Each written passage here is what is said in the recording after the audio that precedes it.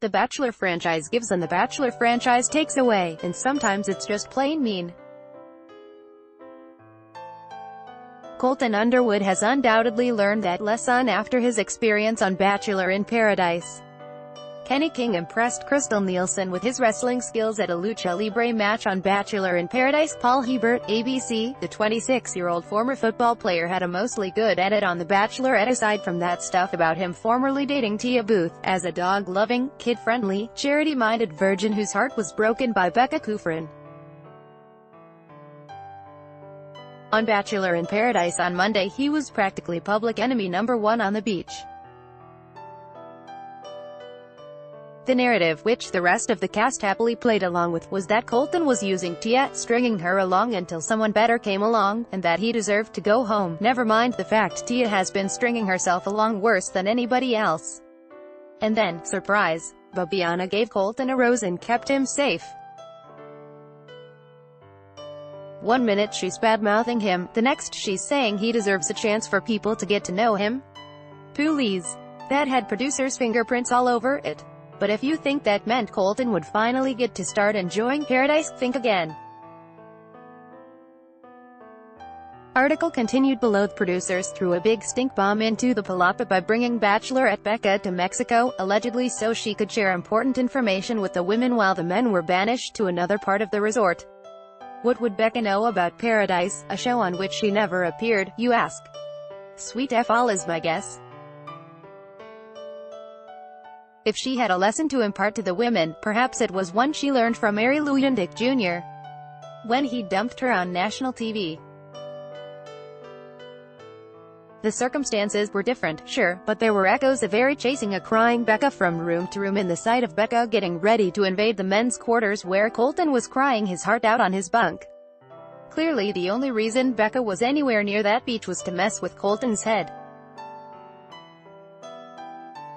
Yes, Colton went on the show willingly. Yes, it was silly for him to even pretend to be ready to pair up with somebody else if he was still that broken up about Becca. Yes, taking Tia on a date in Paradise was a bad idea, but I don't think he deserved to have the crap kicked out of him emotionally for our entertainment. But that's what happened Monday and will likely continue on Tuesday when we see him see Becca face to face. We're left with several questions. Did Becca realize how much her appearance would upset Colton before she agreed to it?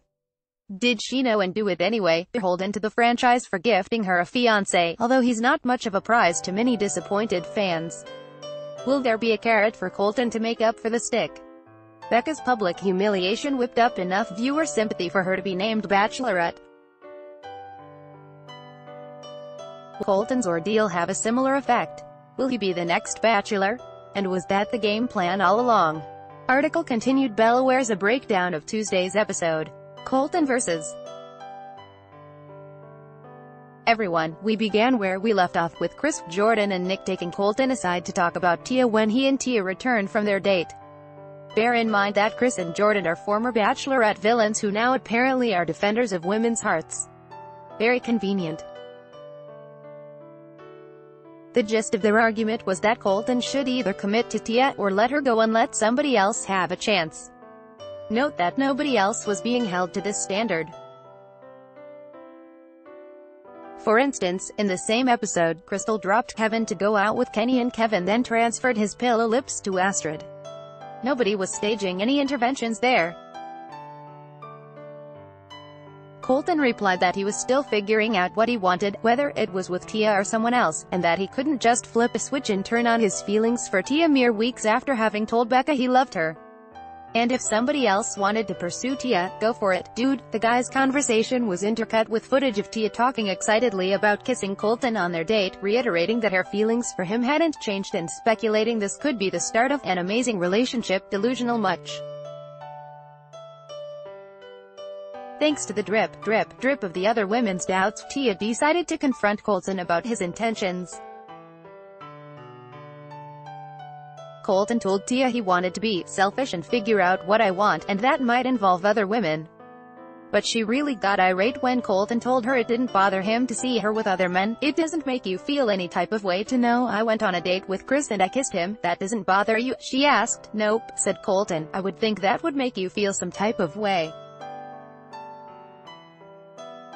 "I want something to be provoked in you and it hasn't," she replied. And there's the rub. The attraction Colton initially felt for Tia died off after he went on The Bachelorette and fell for Becca, and yet, Tia's been hanging on like a dog with a bone. Their conversation left Tia angry and in tears, and Colton feeling like he was being pressured into choosing Tia or going home. Tia consoled herself by seeking out Chris, who bamboozled her with sweet tea and talk about wanting to get to know her more and kisses. Colton sought out Angela, his last best hope to get a rose, who had been warned by one of the other men that Colton wasn't over Becca yet. So Colton confronted the Three Stooges, Chris, Jordan and Nick, and learned that Nick was the one who put the bug in Angela's ear. "I didn't walk onto a beach, I walked into a king swamp of drama," Colton complained. Crystal and Kenny and Kevin and Astrid. "Last week we watched Crystal and Canadian Kevin, our neighbor to the north," host Chris Harrison called him, "smooching up a storm." Then wrestler Kenny got a date card and took Crystal to a lucha libre match where he jumped in the ring to face a wrestler who supposedly besmirched Crystal's honor and won. Crystal was already wowed by Kenny's wrestling prowess, and then they bonded over moments of weakness in their respective Bachelorette seasons. That would be Crystal's bowling date rant on Kenny's tirade against Nemesis Lee, "I suspect."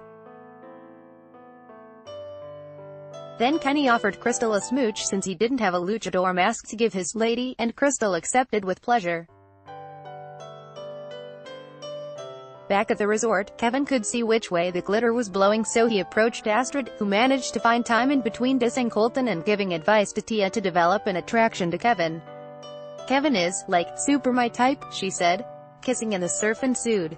"I think Astrid and me are probably more compatible," Kevin said.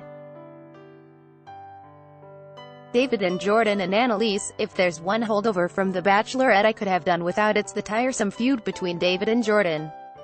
Jordan was putting the moves on Annalise, so David decided to play busybody and take her aside to warn her that Jordan wasn't there to find love and was just looking to settle. Annalise ignored him and had dinner with Jordan on the beach, where Jordan feigned enthusiasm over her hobbies of painting and refinishing furniture. "I'm obsessed with people who are talented with their hands," and kissed her and left her. Giddy, mission accomplished for Jordan, a guaranteed rose. The rose ceremony. As you would expect, there was some last-minute scrambling going on, with 9 women handing out roses to 11 men. Even though grocery store Joe seemed like a lock for Kendall's rose, she allowed fellow nerd John to lead her to a daybed and lay some smooches on her. Jordan took out some insurance on Annalise by gifting her with a giant stuffed dog, a little in joke about her fear of dogs, and flattering her that their beach date was better than any date I had on The Bachelorette. Nick tried to seal the deal with Chelsea, but in a profanity-laced speech, veered from the topic of connecting with Chelsea to the Bachelor in Paradise experience being a shish tea show. Once the flowers started to fly, the couples were as follows: Crystal and Kenny, Astrid and Kevin, Tia and Chris, Kendall and Joe, Annalise and Jordan, Nysha and Eric, Chelsea and David, Angela and John. And we already know Bibiana's rose went to Colton, which had Tia complaining that the thought of seeing Colton date other people made her physically sick. Invasion of The Bachelorette. The next day Harrison called everyone to the Pulapa, where he announced a special guest was coming to chat with the ladies, and the men should make themselves scarce. Somehow the fellows guessed it was Becca, and Kenny confirmed it when he snuck through the trees for a peek. A glimpse of Becca as she and Tia walked off together to rehash their shared history with Colton sent him over the edge. He complained that he felt like throwing up and went to his room to cry, which is where David found him and offered some comfort. "I'm falling apart," Colton said. "I thought I was strong enough to come here and move on, but I don't think I can." After her chin wag with Tia, Becca suddenly announced she wanted to talk to Colton and went off to find him. There's no good reason why she'd want to speak with him, no unfinished business that I can fathom, and even if she had some, it could have been addressed at the Men-Tell-El taping. As the episode ended, Colton was still crying and we heard Becca saying, "Hi, we also saw that Chris is about to get cozy with Crystal and Jordan is going to throw over Annalise for a new arrival." A new episode airs Tuesday at 8 p.m. on ABC and again Wednesday at 8 p.m. on City. Deborah Yo is a deputy entertainment editor and a contributor to the Star's entertainment section. She is based in Toronto. Follow her on Twitter, @RealityO.